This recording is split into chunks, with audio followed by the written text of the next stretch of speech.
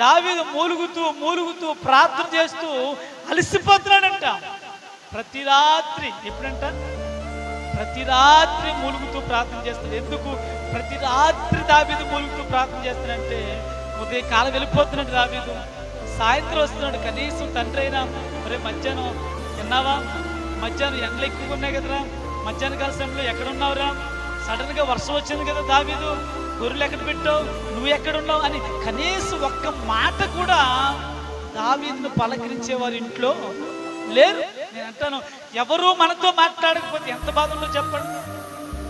నాన్న వారు ఎవరు కూడా మనల్ని పట్టించుకోకపోతే, నేను అంటాను ఎవరు లేకపోతే ఒక బాధ, కానీ అందరూ ఉండి కూడా దావీదుతో మాట్లాడేవారు లేకపోతే ఆ బాధ ఎంత బాధ అంటే అంటున్నాడు.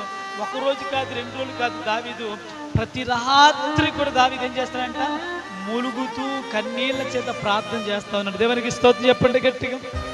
అందుకే మరొకసారి మా దావీదు అంటాడు, ఇదిగో నా కన్నీళ్లు నీ కవులలో దాచబడి ఉన్న. దేవునికి స్తోత్రం చెప్పండి.